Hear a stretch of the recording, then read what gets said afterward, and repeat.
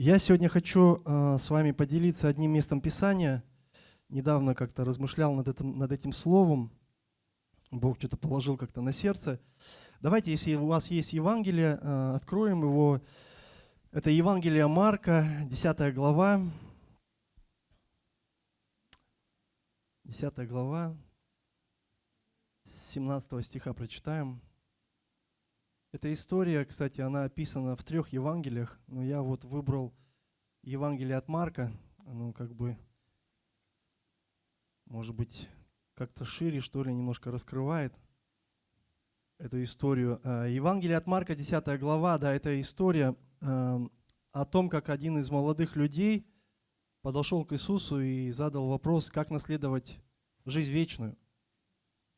И вот давайте прочитаем с 17 стиха. Когда выходил он в путь, подбежал некто, да, то есть мы понимаем, что это какой-то человек. И вот в некоторых Евангелиях он указан, что он был, во-первых, молод, а в другом Евангелии он указан как человек начальствующий, да, но везде говорится о том, что он был богат. Богат, то есть подбежал к нему некто, пал перед ним на колени и спросил его: «Учитель благий, что мне делать, чтобы наследовать жизнь вечную?» И Иисус сказал ему: «Что ты называешь меня благим? Никто не благ, как только один Бог. Знаешь заповеди: не прелюбодействуй, не убивай, не кради, не лжесвидетельствуй, не обижай, почитай отца твоего и мать». Он же сказал ему в ответ: «Учитель, все это сохранил я от юности моей». Иисус, взглянув на него, полюбил его и сказал ему: «Одного тебе недостает, пойди, все, что имеешь, продай и раздай нищим, и будешь иметь сокровища на небесах. И приходи, последуй за мной, взяв крест». Он же, смутившись от всего слова, отошел с печалью, потому что у него было большое имение. Вот, собственно, богатство, да? И смотрите дальше, 23 стих. «И, посмотрев вокруг, Иисус говорит ученикам своим: как трудно имеющим богатство войти в Царство Божие». Вот такая история. Такая история. И знаете, я верующий уже немало так лет. И было время, когда я, читая эту историю, у меня было свое представление об этой ситуации. И часто так бывает, знаете, ты читаешь место Писания, да, тебе кажется, ты уже все понял. Но проходит время, ты читаешь его опять, и ты опять думаешь: слушай, так я вообще, оказывается, ничего не понял. Я только сейчас его понимать начинаю. Но проходит еще время, ты потом опять сидишь и думаешь: слушай, я думал, что я тогда уже все понял, а я, оказывается, только на пути вообще, чтобы понять что-то в этой истории, то есть, или там в этом месте Писания. И вот так бывает, что я тоже пришел к некоторым размышлениям, которые кардинально отличаются от тех, которые у меня были.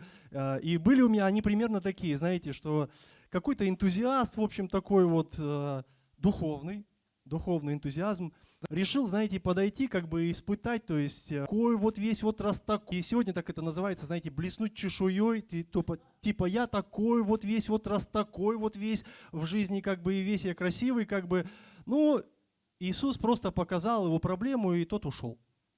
То есть, что в смысле, какой ты раз такой? Вот смотри свою проблему. Это я видел тогда. Да, прошло время, как-то я не сильно размышлял на эту историю, но сегодня, знаете, я стал больше углубляться в эту историю, размышлять, и я понимаю, что тот смысл, который я начинаю сегодня видеть, он другой. И он больше даже не раскрывает мне сегодня того парня, а раскрывает Иисуса, которого я не видел раньше в этой истории таким. И знаете, вы же верите, да, что любая ситуация, любая история в Библии, да, она для чего-то же нам написана. То есть это же не просто чисто исторический какой-то роман, там складывай, там придумывай. Все это написано нам в назидание. То есть, и эта история, знаете, как и многие другие, она тоже нам раскрывает принципы какие-то Божьи. То есть я вижу, что эта история, она пытается нам показать, какова вообще вера в Царство Божие глазами Господа. Потому что у нас у всех есть определенное представление о Царстве Божьем, исходя из Писания, и мы верим в это. Да? Мы верим в это. Но эта история, она показывает веру глазами Господа, то есть как Он ее видит. И потому что вот представления человека о вере, то есть они могут быть далеко неправильными. И вот эта история, она показывает такие различия. Вот смотрите, юноша, который пришел к Иисусу, да, мы можем же сказать, что он искренне интересовался, как ему прийти к вечной жизни. То есть это же был реально вопрос, то есть его интересовало это.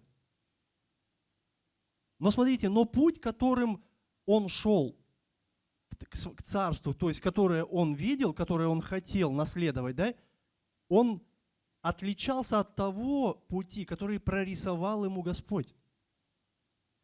Да? Очень отличался. Так вот, я сегодня с вами хочу как бы немножко пройтись и посмотреть, как видит этот путь юноша и что показывает Господь этому юноше. Какой путь? Я так слово так и назвал путь к совершенству. И вот давайте взглянем на юношу, то есть вот разбирая вот этот вот отрывок, да. Во-первых, что я вижу? Что я вижу в юноше? Юноша сильно желает совершенствоваться. То есть его не устраивает свое вот это состояние, в котором он находится. Ну, к примеру, представляете, человек, который вот... Ну, давайте я за себя скажу, ладно, чтобы... Я когда пришел в церковь, я сидел 2 дня. Просто сидел в собрании, я покаялся, я принял крещение Духом Святым. И я посидел 2 дня в собрании, и я понял, что меня не устраивает такая жизнь. Я хотел больше. Поэтому я вижу, что люди, которые служат, им как-то Бог по-другому открывается. Я пошел служить. И понятно, у меня была своя школа от всех этих вещей, переживаний в служении, где ты сталкиваешься с людьми, каким-то характером, каким-то там назиданием, потому что лидеры обычно служения, они какое-то назидание все равно выдают, то есть своей команде.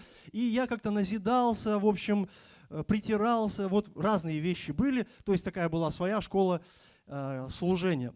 И почему я это делал? Потому что меня не устраивало то, что в Боге можно просто быть. Я не знаю, но это мое переживание.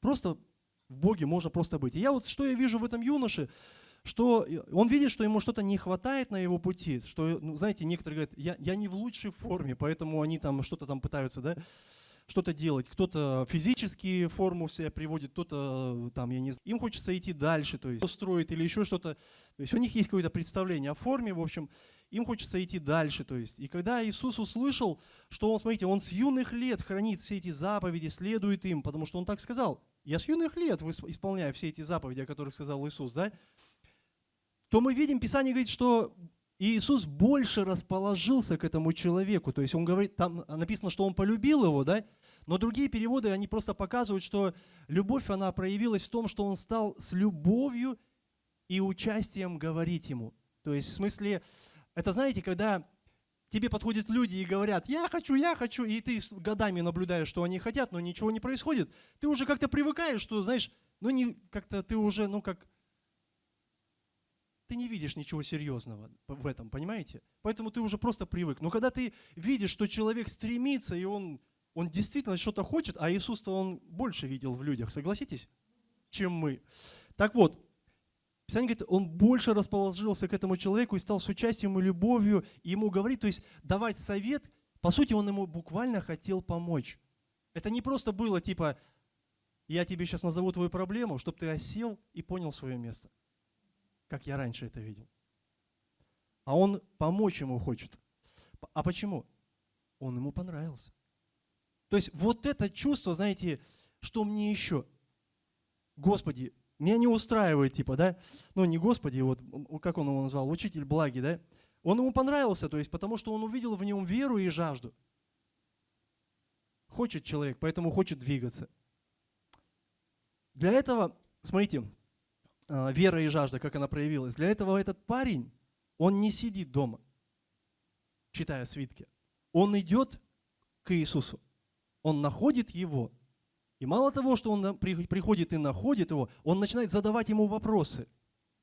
А вопросы, знаете, вот в любой аудитории, если вы попадете, то есть на какие-то семинары, в любой аудитории, то есть всегда дают время для вопросов. Почему? Потому что вопросы они тебя как бы глубже утверждают в том, что ты слышишь. Если нет вопросов, то все по поверхности. Люди как бы послушали и пошли. Но когда есть вопросы, они тебя укореняют немножко.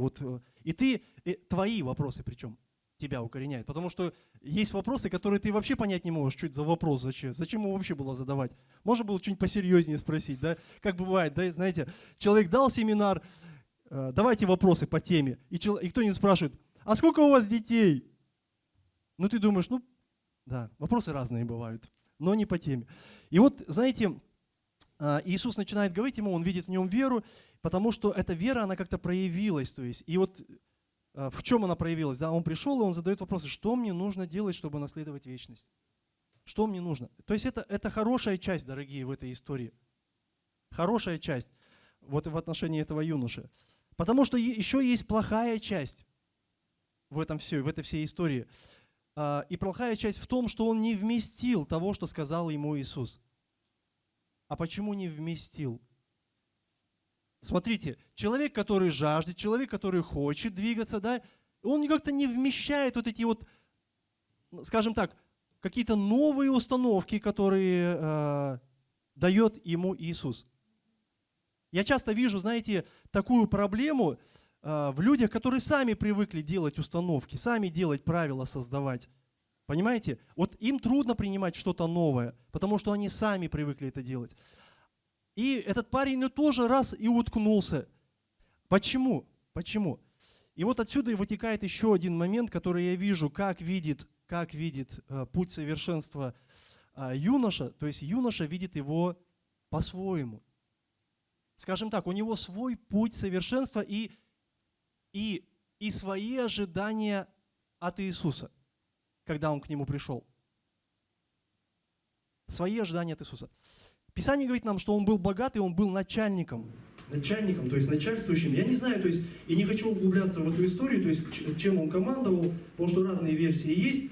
Но сегодня, дорогие, по-прежнему личные какие-то достижения людей тоже для кого-то являются препятствием. Препятствием в том, что говорит Иисус нам. Смотрите, Писание говорит, он смутившись, отошел. То есть, что такое, да, смутившись, отошел? То есть, он услышал не то, что ожидал, и у него испортилось буквально настроение. Было у вас когда-нибудь так? Вы идете такой, знаете, счастливый, сейчас типа я там, и раз вам что-то говорят, или там что-то произошло, и у вас тут же, портится настроение, и совершенно ты другой уходишь. То как солнышко, то мрачный, как туча. Было такое? Бывало, да. И вот смотрите, другой перевод слова «смутившись», то есть это буквально пасмурный. Буквально пасмурный, то есть что такое мрачный, хмурый, огорченный. Огорченный настолько, что пасмурный, дождь пойдет. Мы выходим с неба пасмурное, сейчас дождь пойдет. Возможно, да? Так и в жизни бывает. Поэтому, почему это произошло, да? Это произошло по причине, смотрите, того, что этот человек богатый, он начальник, у него есть какие-то определенные достижения, он шел уверенно своим путем совершенства, да? Но он натыкается на Иисуса, который для него не был Господь. Писание говорит, что он для него не был Господь. Он для него был просто учитель благий, то есть добрый учитель, можно сказать, человек Божий, как он говорит, за кого меня почитают люди? За пророка, да, помните? То есть он был такой, скажем, один из мудрых людей. Один из мудрых людей. И поэтому, когда Иисус ему сказал то, что сказал, да, юноша не смог принять его слова. Буквально не смог принять его совет. У нас так бывает иногда. Ты пришел к одному мудрецу. Скажи мне, мудрец, мою ситуацию. Вот это. Тебе говорят, тебе не нравится, ты не ожидал. Ты идешь к другому мудрецу. И ищешь мудреца, который скажет тебе то, что ты хотел. Так часто бывает, цари были, знаете, пророков не любили, потому что пророки не говорили то, что им хотелось, и пророки говорили то, что Бог говорил, да? Поэтому они от них избавлялись. Да, избавлялись от пророков. И вот нередко, дорогие люди, тоже огорчаются от общения со служителями церкви. Кстати, вот это тоже вот такой интересный момент. И часто от того, что те не оправдывают их ожидания. И, конечно же, впоследствии из-за этих ожиданий неоправданных люди становятся неспособны идти дальше. Представляете? Неспособны. Есть два примера в Библии, которые, знаете, вот они немножко меняют фокус на, так скажем, на отношение к тому, кому ты идешь за советом, так скажем. Была такая женщина, помните, 12 лет, которая страдала кровотечением. Так вот, во-первых, она в свое время обошла всех, если давайте так условно, мудрецов, да, которые были, вот в исцелении двигались, то есть в смысле могли как-то ее вылечить. Она ни от кого ничего не получила. И вот когда она пошла к Иисусу, да, что мы видим? Иисус был уже ее последней надеждой. Помните? Она пошла, и она говорит, вот если возьмусь за край его одежды, я исцелюсь. Так вот, дорогие, вера, она связана с тем, что ты говоришь, Иисус, ты моя единственная надежда. Это то, кстати, чего не было у этого парня. Он был для него еще один из немногих пока. Мы не знаем, как сложилась его судьба в целом. Вот, но надеемся, да, все было хорошо. Все было хорошо. Потому что слово, как мы говорим, слово было посеяно, значит, все должно было быть хорошо. Так вот, смотрите, во-первых, Иисус был единственной надеждой. И второй случай, смотрите, второй случай, он тоже интересный. Это был такой полководец Неиман. Он тоже там в книге Царств описанный. И вот смотрите, когда ему нужно было исцеление, он пришел куда? Мы знаем, в Израиль, да? Нашел пророка, пророк высвободил слово. Помните? И вот он узнал волю Божью, да, на свою жизнь. Как он поступил? Он плюнул и пошел. Он сказал, да, короче, я-то думал, что будет все вот так вот, а потом еще вот так вот там, и потом вот так. Понимаете? Ну, вот представил человек, представил. А все было как-то просто. Вышел слуга, сказал, и тот, ну, короче, вообще. Да, и ушел. И смотрите, интересный момент. Огорчился Неиман? Ну да, разгневался, разозлился, мрачный как туча, пасмурный ушел. Как брызнул, наверное, там еще под такой личо закрывали, как, знаете, бывают люди некоторые, когда гневаются на улице, такой летит вообще, ты прям думаешь, боже мой, слов многих вообще не слышал никогда. Да, и вот, смотрите, они идут и, смотрите, вот так бывает, зная волю Божию, ты можешь огорчиться. Это факт. Есть вещи, когда Слово Божие приходит, оно не всегда комфортно входит в твою жизнь. Понимаете? И вот ты можешь огорчиться, да. Но смотрите, что дальше происходит. Слуги его начинают ему говорить: Отец наш. Это вот, кстати, хороший подход такой.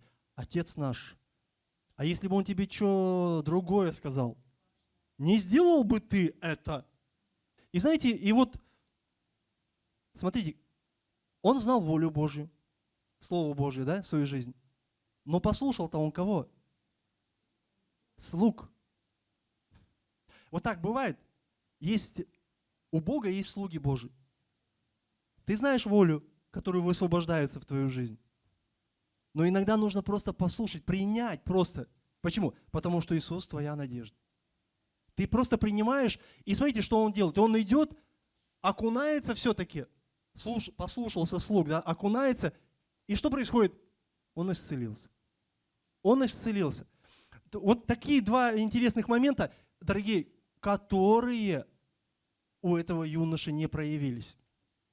Не проявились, хотя он желал возрастать. Так вот, дорогие, как видел свой путь этот юноша? Конечно, этот путь юноши, он не предусматривал расставание с тем, что он имел. Поэтому оно не вместилось как-то, знаете, это слово, как Иисус иногда говорит, кто может вместить, тот вместит. Иисус даже, как сказать, не зацикливается на том, вместилось оно или не вместилось. Он просто говорит, кто может вместить, тот вместит. Кто не может, в свое время тоже откроется, как говорил Павел.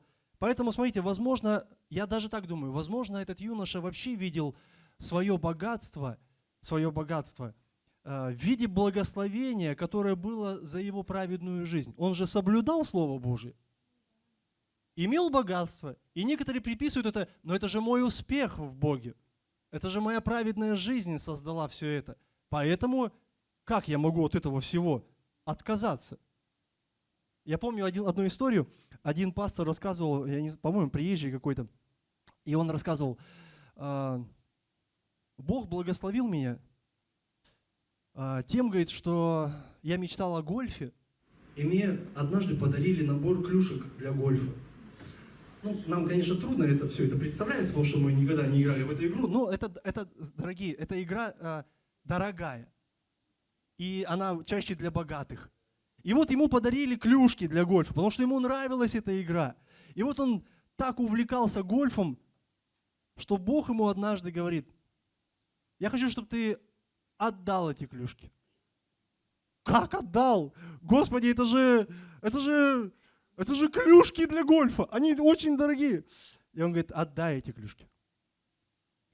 И вот знаете, вот так бывает. Тебе кажется, что благословение пришло в твою жизнь, и оно навсегда. Но Бог иногда может сказать тебе, передай это благословение дальше. Да, ты уже как бы благословился от этого, и если доверяешь мне, передай его дальше. Понятно, что Бог его потом опять благословил спустя какое-то время, то есть такими же клюшками, но вот ту ситуацию он должен был пройти. Он должен был пройти. Поэтому, знаете, вот этот человек, возможно, верил, что это тоже благословение за праведную жизнь. И то, что, конечно, он рассматривал вообще в своем пути совершенства, так это то, что мне еще нужно выполнить. Это вот у него вопрос так звучал, что мне нужно делать? Не как жить, а что мне нужно еще делать? Причем из того, дорогие, чему учат. А кто учил в то время? В то время фарисеи, чему могли научить? Фарисеи. И вот естественно, что фарисеи, чему могли научить фарисеи? Когда Иисус говорит, вы сами не входите и другим не даете. Понимаете, Иисус однажды такую историю, говорит, не историю, в смысле, слова такие у него есть. Вы так зациклены на десятине, то есть, которая проявляется в том, что вы скрупулезно считаете семена укропа, мяты и тмина, чтобы даже с них дать десятину. Представляете? То есть не то, чтобы десятина плохо, а то, чтобы вы так зациклены на таких вот мелочах закона, что в вашей жизни нет справедливости, милосердия и преданности Богу. Вот суть учения фарисейства. То есть, и представьте, вот этот человек молодой, он говорит, а что мне еще нужно делать, что мне еще нужно выполнять из того, чему нас учат? И вот, дорогие, много людей, конечно же, думают, что вера – это как раз выполнение каких-то правил, каких-то предписаний по отношению к Богу, как поклоняться, как руки держать, на каком расстоянии стоять от жертвенника. Понимаете? То есть многие вещи, как поклоны бить. То есть людей учат поклоняться. И в принципе, это же неплохо, это же нормально, то есть поклоняться Богу. Первые 5 заповедей из 10, они как раз связаны с тем, что мы должны поклоняться Богу своему. Они направлены полностью по отношению к Богу. И это хорошо, когда мы учимся исполнять заповеди Божьи. Но это же только часть. Только часть. Причем интересно, которую можно легко научиться исполнять хорошо. Как это делали фарисеи. Они казались героями для многих людей. Да, и ты, знаете, такое бывает в жизни, ты можешь красиво молиться. Да так, что, знаете, думаешь, Боже мой, это просто титаны веры. Красиво молиться, красиво петь, какие-то церковные обряды исполнять, постановления, традиции дома выполнять какие-то христианские. Это все можно хорошо делать. Но также, смотрите, важным проявлением присутствия Бога в нашей жизни является и другая часть 10 заповедей. И вот это как раз-таки имеет отношение уже к людям. Людям. И смотрите, суть такова, что те остальные заповеди, они как раз и показывают, что мы транслируем, то есть живя среди людей. Как мы живем. И другой момент, как мы им служим. Другие заповеди. 5 заповедей, да? Если у нас действительно все хорошо с первыми 5 заповедями, я верю, то есть когда у нас есть истинное поклонение Богу, да, и мы не просто учимся это делать, а мы так живем. То есть вот разница, да? Истинные поклонники, они не просто учатся делать дела святых, они живут свято.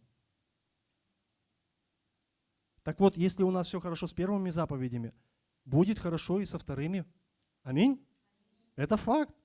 Итак, юноша, дорогие, юноша хочет расти. Но расти он хочет так, как ему хотелось. Понимаете, так как он это видел, так как его научили, можно еще даже так сказать.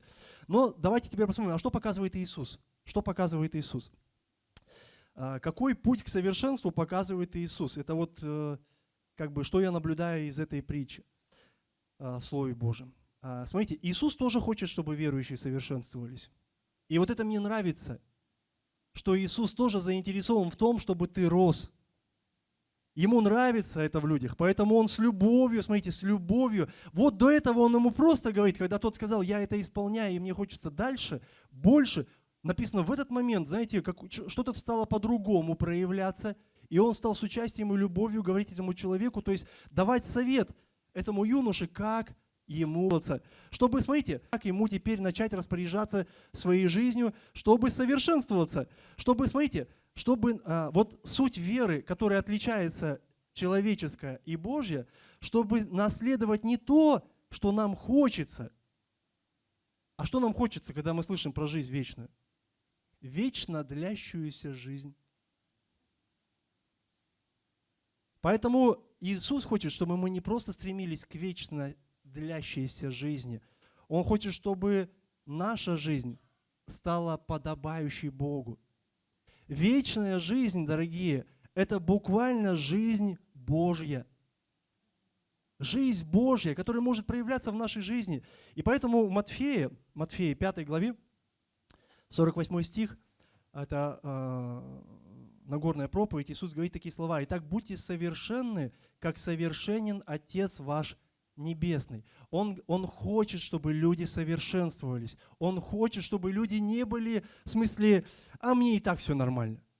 Он хочет. Поэтому у него сразу, знаете, у какое-то участие, то есть это вот знаете, вот как бывает, вот учитель сидит, а у него 10 учеников, и никто не хочет учиться.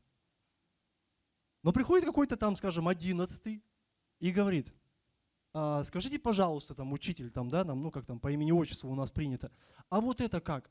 А вот это как? И вы, я думаю, вы видели, как учителя реагируют на таких детей. Они хотят выложиться, наизнанку вывернуться для такого ребенка, чтобы, если у него есть тяга к знаниям, помочь ему стать тем, кем он хочет, к чему он стремится. Да? И сестра Елена, она вот, да, она знает эту историю все. Да, и это не потому, что типа те все плохие, а потому, что у них тяги нет. И поэтому, когда Иисус видит тягу, конечно, Он говорит, но Он говорит это буквально всем. Стремитесь к совершенству. Стремитесь. Но когда человек, он видит, что стремится, ты берешь его и работаешь с ним уже более индивидуально. У нас ребенок тоже там ходил в секции всякие разные. И я наблюдал за тренерами, как они ведут себя. То есть, когда мы ходили в одну секцию, в другую секцию. Когда тренер видит способности человека, то есть и желание, он начинает с ним больше проводить времени. Как-то ему давать... И знаете, и так бывает, что этот ребенок, он растет быстрее среди всех. Вроде в одной группе, но он быстрее. Это типа такого, знаете, вундеркинд. все понимает быстро, обрабатывает информацию, знаете, как-то у него все получается. То есть он начинает быстро расти, быстро расти. Я думаю, Иисус хочет, чтобы мы росли. Чтобы мы росли. Поэтому, дорогие, вера человека, конечно, она может сильно отличаться от веры Божьей. Поэтому Писание нам говорит, имейте веру какую? Божию. Да. Человеческая вера, она, вот я говорю, она хочет за длину жизни уцепиться. А вера Божья, она говорит, пусть Бог в тебе проявится. Аминь. Поэтому кто-то также пытается, конечно, зарабатывать вечность, это мы видим, да, в жизни. А на самом деле Писание говорит, что это дар. Его не нужно зарабатывать. Бог его просто вот так дает верующим. А кто-то зарабатывает, да? Поэтому, нужно просто проявлять Бога, проявлять Бога. Вот, Иисус хочет, чтобы мы совершенствовались, да? Второй момент, что показывает Иисус. Совершенство, к которому мы стремимся, оно связано с умением расставаться с тем, что держит человека. Буквально сдерживает его. И поэтому Иисус говорит этому парню, исполняй заповеди, которые связаны, по сути, в отношениях с людьми. Да? И он сказал, что говорит этот парень? Смотрите, он говорит, так я давно живу так. Я не прелюбодействую, я не убиваю, я не краду, я не лжесвидетельствую. Да? То есть суть такова, что он буквально заявляет, я вообще никого не обижаю. Я нормально живу. Но, знаете, вот что я вижу в этой притче, планка не сделать добро. Не умение не обидеть, а умение сделать добро. Вот в чем выражается планка, которую поднимает Иисус. Да, ты можешь никого не обижать, но и как верующий ты не живешь. Представьте, ты никого не обижаешь, но ты ничего и не транслируешь, и добра, может быть, не делаешь. Поэтому должна проявиться жизнь Божья. А для этого, дорогие, конечно же, Иисус показывает, что нужно разобраться с тем, что сдерживает. И Он говорит, твое имение сдерживает тебя. То есть вот это богатство, которое ты сегодня имеешь. И буквально смысл в том, что служит ли твое имение ближним твоим соплеменникам, то есть можешь ли ты делиться им, раздать буквально все. Это, конечно, была его проблема. Не думайте сейчас, что я вам говорю, избавьтесь от своего имения, потому что я же не Иисус. Понимаете? А Иисус сказал это ему. Поэтому, конечно же, Иисус говорит яснее. Он видит, что он его не понимает. Он говорит, исполняйте заповеди. Он говорит, да я живу, я нормально делаю. Он видит, что он его не понимает. И он буквально начинает ему говорить яснее. Последнее, что тебе необходимо для того, чтобы ты совершился, продай имение и раздай все. Это был вызов конкретно к этому человеку. Я бы так сказал, хочешь видеть путь, по которому тебе нужно идти и совершенствоваться? Вот этот путь. Продай все и раздай все. И, конечно же, для нас это большой вызов, то есть для человека это подобно, знаете, самому себе основание выбить из-под ног. Стоишь уверенно, чувствуешь свои достижения, там, подвиги, внутри тебя такая уверенность, это я, но нужно выбить это основание. И вот такое возможно не всем. Такое возможно не всем. А кому возможно? Уповающему на Бога. Ему возможно. То есть почему? Потому что уповающий на Бога, его основание Слово Божие. Мы стоим на Слове Божьем. Мы не стоим на заслугах своих, понимаете? А на Слове Божьем. Поэтому Писание говорит, Псалом 111, 1 стих написано, «Блажен муж, боящийся Господа и крепко любящий заповеди Его». Да? Вот так начинается Псалом. Блажен, то есть благословен, крепко любящий Слово Божье, заповеди Божьи, боится Бога. И дальше там 9 стих такой есть. Написано, он расточил, буквально в другом переводе написано, свое имущество, раздал нищим, правда его пребывает вовеки, рог его вознесется во славе. То есть это говорит о том, что праведность его будет вечна, сила его прославится. Представляете? Почему? Потому что он смог расстаться с тем, что его сдерживает. А почему смог расстаться? Потому что он боится Господа и любит Слово Божие. У всех нас есть, дорогие, духовные слабые какие-то места в своих сферах, хотя для кого-то они, конечно, являются преимуществом. И вот Павел однажды, да, вот Филиппийцам, там, 3 главе, там написано там некоторые слова, где он говорит, что все свои преимущества, он говорит, я считаю ничем в сравнении с превосходством познания Христа. Все свои преимущества я считаю ничем в сравнении с превосходством познания Христа. Поэтому, конечно, Писание говорит, он не держался за то, что могло сдерживать его в служении. Статус. У меня такой статус. Куда я сейчас пойду? Да зачем мне там где-то бегать? Я же апостол уже. Одного путешествия хватило бы, чтобы, знаете, так репутацию создать. И сиди себе. Управляй. Да? Поэтому, дорогие, смотрите, он говорит, буквально, я не держался за то, что могло сдерживать меня. А в чем он могло это сдерживать? В благовестии, в служении благовестия. Тогда он знал волю Божию. Он призван благовествовать, а не царствовать, а не управлять, понимаете? Поэтому, конечно же, он ходил.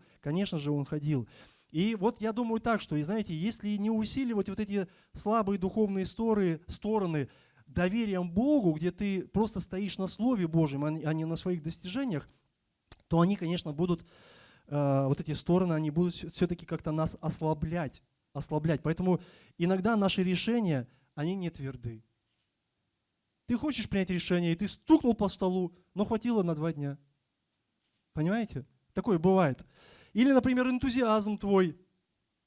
Ты там загорелся на каком-то служении и сказал, я пойду за Господом и туда, и то, и сё. И через 2 часа смотришь, ты уже по-прежнему живешь. Да. Поэтому и такое тоже бывает. Почему? Потому что эти слабые стороны, они будут сдерживать тебя. Они не будут давать тебе идти по пути совершенства. У тебя другая картина, поэтому все это не происходит. И поэтому, чтобы иметь возможность идти за Иисусом, нужно уметь, дорогие, расставаться с тем, что сдерживает тебя.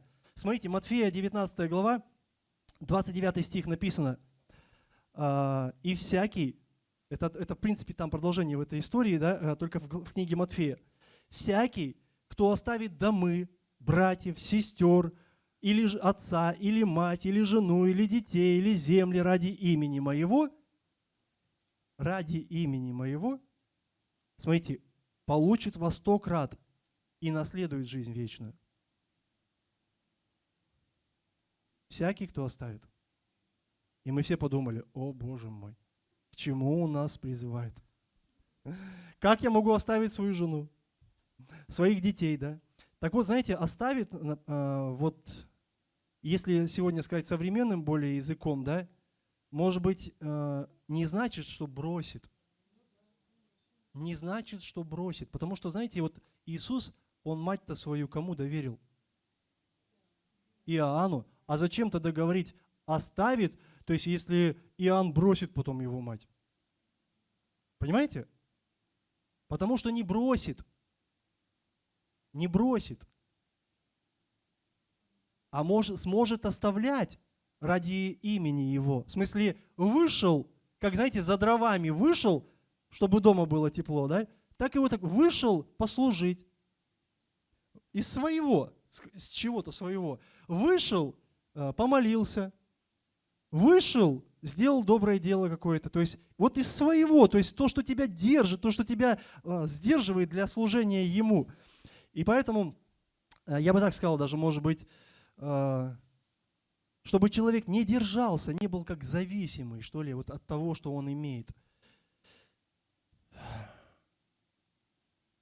Под другими словами, может быть, способность появится идти за ним, благодаря тому, что человек сможет оставлять это.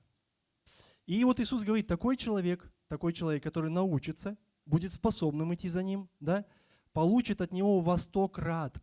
Во 100 крат. Что тебе? Сестренку оставил? Да у тебя их 1000 во Христе. Братик? Да у тебя их 100 000. Понимаете? То есть, Бог говорит, я могу все восполнить. Я вот иногда, знаете, думаю, вот приезжаешь в какой-то город, а там уже Бог в тебе все усмотрел.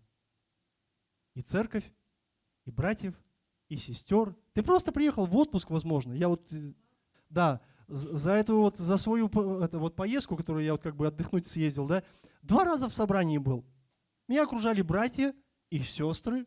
Они все любят меня, я это понимаю. То есть во Христе мы все одна семья, да. Поэтому, дорогие, Бог дает нам все это. И кров у меня был, и еда у меня была.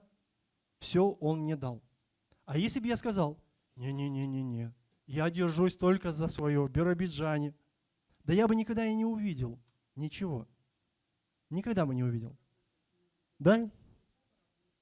Да. Поэтому и вот в Матфея, когда история вот эта раскручивается с этим юношей в книге Матфея, там есть еще такие слова, что он говорит, будешь иметь, когда ты расстанешься со всем своим, будешь иметь сокровища на небесах. А кто это видит, когда расстается со своим? Ты же, когда расстаешься, ты думаешь, это же не вернется. Это же мое. Знаете, а Писание говорит, давайте и дастся вам. Пока не отпустил, ничего и не увидишь. То есть, что появится в жизни. Третий момент, который я вижу, что Иисус показывает вот во всей этой истории. Итак, Он хочет, чтобы ты совершался, да? Ну, условно ты. Хочет, чтобы ты совершался. Он показывает путь к совершенству, что нужно расстаться с тем, что тебя держит, для того, чтобы совершаться. И смотрите, третье, Он приглашает юношу в свое служение. Представляете? Он приглашает юношу в свое служение. И Иисуса на самом деле окружало много людей, но не все же шли за Ним, мы же это видим. Иногда, знаете, людям кажется, Иисус был прекрасный проповедник. Он был прекрасный проповедник. Но люди шли, к сожалению, не за проповедями, когда шли за Ним. Им нужны были чудеса и какие-то знамения, еда, да. Но проповеди не всем нравились. Как и сегодня. Как и сегодня. Ты, возможно, и от меня что-то ждешь. Да? Понимаете? Какую-то проповедь, такую, что перевернет все. Но люди все-таки как бы раз знамение, раз чудо. Вот это, конечно, интереснее. Это интереснее. И поэтому и за Иисусом шли не все. Не все. Знаете, однажды Петр сказал такие слова. Кому нам идти, хотя от Него многие ушли от Иисуса. Кому нам идти, если у тебя глаголы жизни? Представляете? Выбор-то есть. Но они выбирают не чудеса и знамения, а глаголы жизни. То, что меняет. Ну, конечно, чудеса и знамения тоже это важный пункт. И вот смотрите, очевидно, что Иисусу нужен рядом такой человек, который может расстаться с какими-то своими всеми вот этими, то, что его сдерживает. Иисусу нужен такой человек, и поэтому Он ему говорит, приходи, последуй за мной, взяв крест. Прими часть, Он говорит, буквально в моем служении. Но расстанься и приди. Вы знаете, интересный момент. Много людей хотят быть с кем-то. Особенно, когда они видят успех какого-то человека. Много людей хотят быть с кем-то, делить там быт какой-то с кем-то, быть рядом, много людей. Но не все хотят разделять труд. Понимаете? А много кто хочет быть рядом с кем-то. Поэтому, конечно, Иисус не всех звал лично. И в Писании мы видим, что Он не всех призывал лично. Там буквально несколько человек. Но интересно, что Иисус об этом говорит в общем для всех. Для всех. И Матфея 11 глава, смотрите, с 28 стиха есть такие слова Иисуса. Он говорит, придите ко мне все труждающиеся и обремененные, и я успокою вас, да? И смотрите, возьмите иго мое на себя.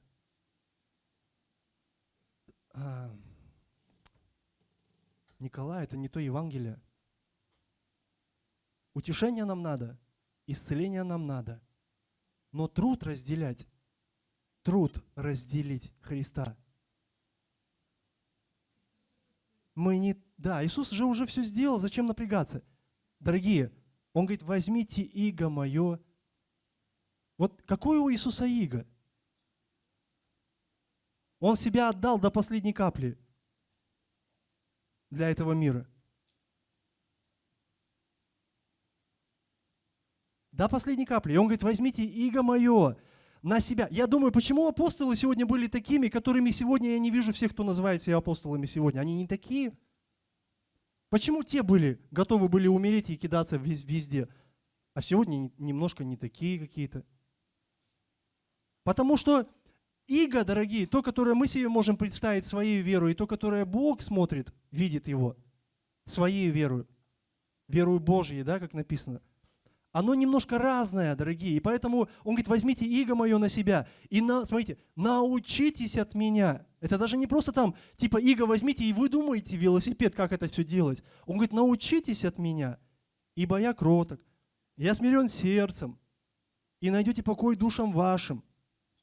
Ибо иго мое благо, и бремя мое легко. Вы знаете, я не всегда вижу, что мое бремя легко. Я очень часто вижу, что оно для меня плита бетонная. Но когда я смотрю на Христа, знаете, Он говорит, ты приди ко мне, я тебя утешу, я тебя исцелю, чтобы ты был дальше способен нести мое иго. Тогда я готов, как этот пастор однажды у нас проповедовал, да, Андрей, я готов и на бровях уже ползти ради Христа, Господа моего. Почему? У него есть иго, дорогие. И когда я несу его, знаете, я в нем буду находить покой в своей душе. Я в нем буду находить, да вообще все, что мне нужно, я найду в нем. И вот надо признать, дорогие, что не все это слышали тогда, когда он проповедовал, в общем. И, к сожалению, не все слышат это приглашение сегодня. Юноша, к примеру, вот мы видим, он не услышал все это, потому что Писание раскрывает суть. Писание раскрывает суть. Он был горд и не думал тогда о других. У него было свое представление о своей жизни. Он не собирался ни с кем делиться. Вот в чем дело. Ну, я верю, надеюсь, что все изменилось в его жизни, и все он там потом у него выровнялось.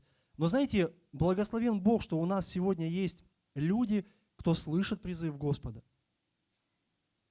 кто хотит следовать за Ним и быть Ему полезен. Быть Ему полезен. Готов разделить Его служение людям. Парень, который пришел к Иисусу, он для него был всего лишь один из мудрецов. Хороший учитель. Хороший учитель. Я, знаете, я Богу благодарен, что мы сегодня знаем Христа. Кто Он для нас? Мы Его сегодня знаем. Это не просто учитель хороший. Да?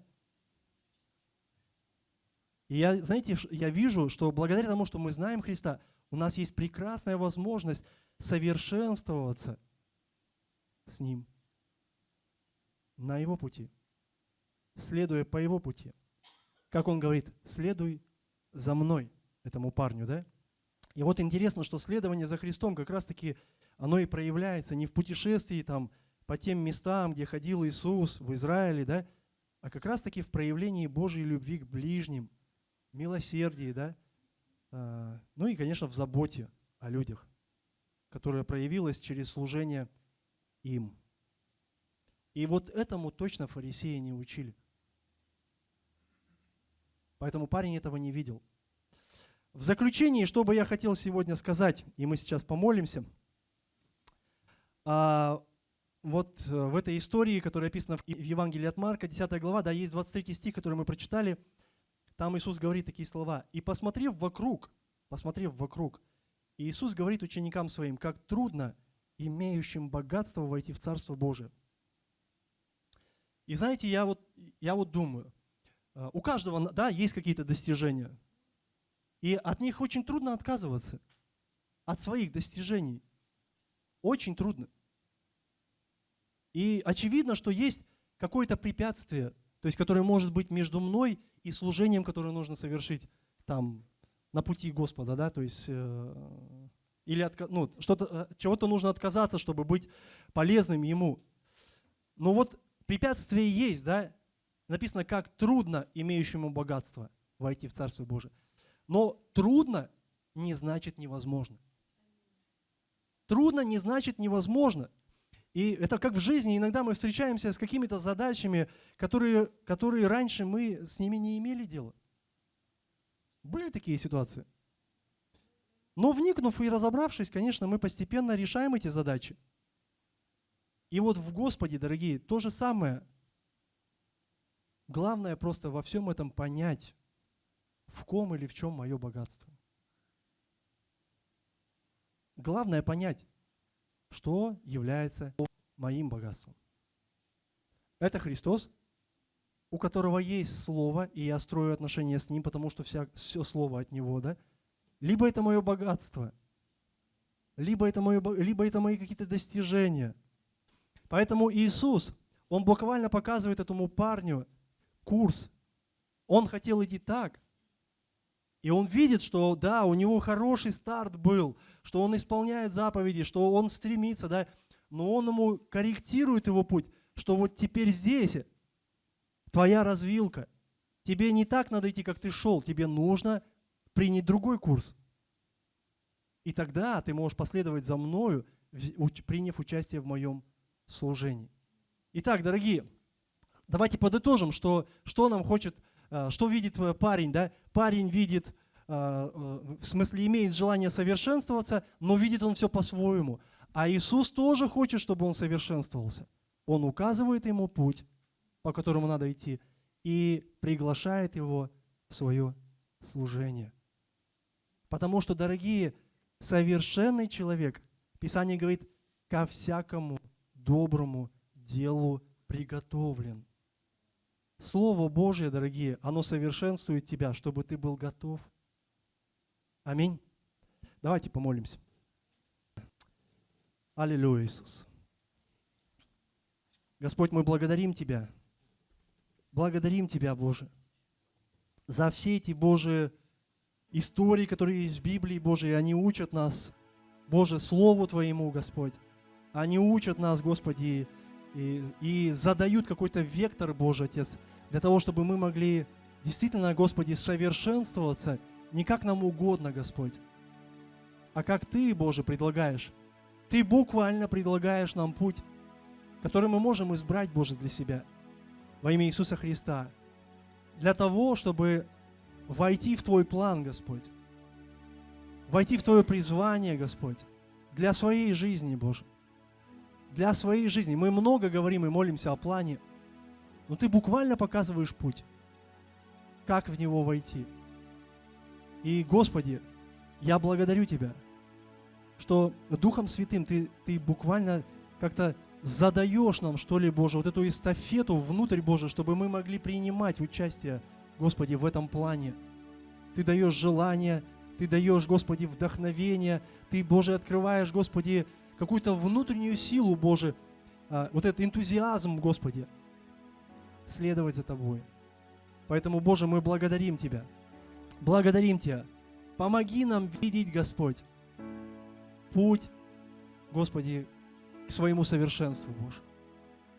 Путь к этому, к совершенству. Помоги нам видеть, Боже, как Ты нам его показываешь, Боже, во имя Иисуса Христа. Не как мы его себе проложили. Мы можем иногда планировать свою карьеру какую-то, планировать, Боже, свою какую-то лестницу успеха. Но покажи нам свой путь во имя Иисуса Христа. Поэтому, Боже, благослови церковь Твою, благослови каждого из нас, Боже, чтобы мы были, Господи, духовно, Боже, с открытыми очами, чтобы познать то, что Ты открываешь нам, Боже, во имя Иисуса Христа, Боже, чтобы мы могли жить в этом, Господи, и пусть слава Твоя только еще больше возрастает, Господь, в нашей жизни от этого. Благословляем Твое святое имя. Аминь.